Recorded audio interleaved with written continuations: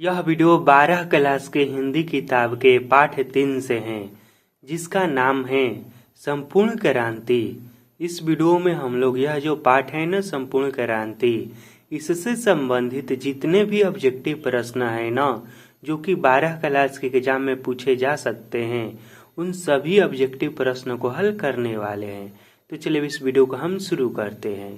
तो हमारा सबसे पहला प्रश्न है कि शिक्षा प्राप्ति के लिए अमेरिका कौन गए थे। तो देखिए, शिक्षा प्राप्ति के लिए अमेरिका ना इनमें से जयप्रकाश नारायण गए थे, जिनका यह पाठ है संपूर्ण क्रांति। उसके बाद अगला है कि बिहार में हिंदी की वर्तमान स्थिति विषय पर लेखक के लिए किसने सर्वोच्च पुरस्कार प्राप्त किया।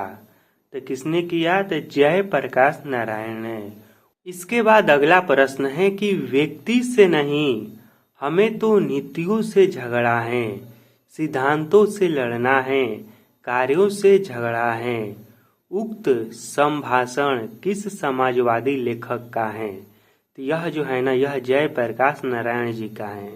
उसके बाद अगला है कि जयप्रकाश नारायण की रचना का नाम क्या है? इनमें से कौन इनकी रचना है? तो संपूर्ण क्रांति। उसके बाद अगला है कि छात्र आंदोलन का नेतृत्व स्वीकार करते समय जयप्रकाश नारायण की स्थिति कैसी थी? तो वह कैसे थे? तो वह बुढ़ापा और बीमारी की स्थिति में थे।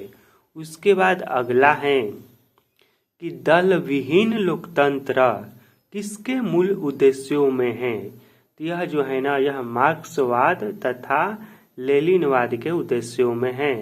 अगला है कि जयप्रकाश नारायण के बचपन का नाम क्या था? तो इनके बचपन का नाम बाउल था। उसके बाद अगला है कि उसने कहा था, अभी न जाने कितने मीलों इस देश की जनता को जाना है। किसने कहा था? तो जवाहरलाल नेहरू ने। उसके बाद अगला है कि किस अस्पताल में दिनकर का निधन हुआ था? तो दिनकर का निधन जो हुआ था ना, विलिंगडन नर्सिंग होम में हुआ था। उसके बाद अगला है कि जयप्रकाश नारायण को किसका दलाल कहा गया?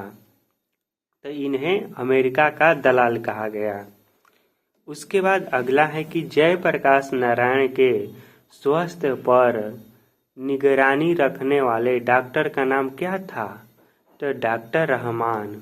उसके बाद अगला है कि जयप्रकाश नारायण जी को किसका भाषण सुनकर अमेरिका जाने की प्रेरणा मिली?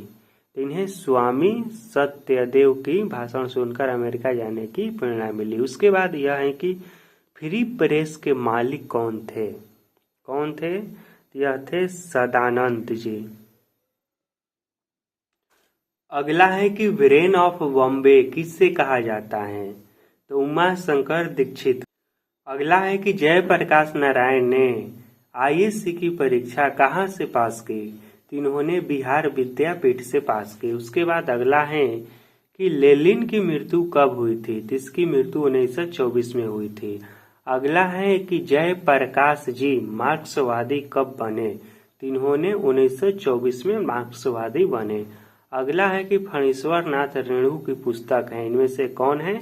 तो मैला आंचल इनका पुस्तक है। उसके बाद अगला है कि 1974 में बिहार प्रदेश के मुख्यमंत्री थे, कौन थे? तो अब्दुल गफूर। उसके बाद अगला है कि किसे लोकनायक के नाम से जाना जाता है? तो जयप्रकाश नारायण को लोकनायक के नाम से जाना जाता है। अगला है कि जयप्रकाश नारायण का जन्म कब हुआ था? तो इनका जन्म 11 अक्टूबर 1902 को हुआ था। जयप्रकाश नारायण की पत्नी का नाम क्या था? तो प्रभावती देवी था। अगला प्रश्न है कि रिकंस्ट्रक्शन ऑफ इंडिया पॉलिटी किसकी रचना है? तो यह जयप्रकाश नारायण की रचना है। अगला है कि प्रजा सोसाइटी पार्टी का गठन कब हुआ? इसका गठन 1952 में हुआ था। उसके बाद अगला है कि जयप्रकाश नारायण को भारत रत्न की उपाधि दी, किसने दी थी? ये नहीं, उपाधि दी गई, कब दी गई? तो 1998 में। अगला है कि जयप्रकाश नारायण को भारत की जनता किस नाम से याद करती है? किस नाम से याद करती हैं? तो लोकनायक के नाम से। अगला है कि जयप्रकाश नारायण ने संपूर्ण क्रांति वाला ऐतिहासिक भाषण कहाँ और कब दिया था? इन्होंने यह जो ऐतिहासिक भाषण है ना, पटना में दिए थे 5 जून 1974 को। अगला है कि जयप्रकाश नारायण ने किस साल छात्र आंदोलन का नेतृत्व किया था? तो इन्होंने 1974 में नेतृत्व किया था। अगला है कि जयप्रकाश नारायण के पिताजी का क्या नाम था? तो इनके पिताजी का नाम था हरसुदयाल। उसके बाद अगला है कि संपूर्ण क्रांति क्या है? भाषण है। संपूर्ण क्रांति किसकी रचना है? जयप्रकाश नारायण की। संपूर्ण क्रांति पाठ में दिया गया भाषण किसका है? तो यह जयप्रकाश नारायण जी का है। अगला है कि जयप्रकाश नारायण का जन्म कहाँ हुआ था? तो इनका जन्म हुआ था ना, यह सिताब दियारा। उसके बाद अगला है 1974 में छात्र आंदोलन का नेतृत्व किसने किया था? तो जयप्रकाश नारायण ने। संपूर्ण क्रांति की शुरुआत कब हुई थी? यह कब हुई थी? 1974 में। अगला है कि जयप्रकाश नारायण को समाज सेवा के लिए किस पुस्तक से सम्मानित किया गया? इन्हें किस पुस्तक से सम्मानित किया गया? तो मैगसेसे से सम्मान। उसके बाद अगला है कि जयप्रकाश नारायण मद्रास में अपने किस मित्र के साथ रुके थे?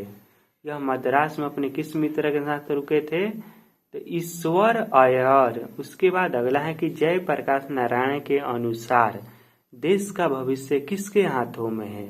तो नई पीढ़ी के हाथों में है। अगला है कि दिनकर जी को किसके घर पर दिल का दौरा पड़ा था?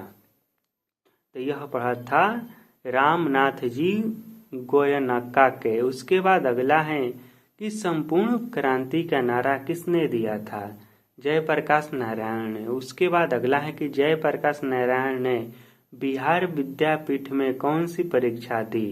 तो इन्होंने आईएससी की परीक्षा दी। उसके बाद अगला है कि पुलिस के बड़े उच्च अधिकारी ने किसके मुंह से सुना था कि जयप्रकाश नारायण नहीं होते तो बिहार जल गया होता?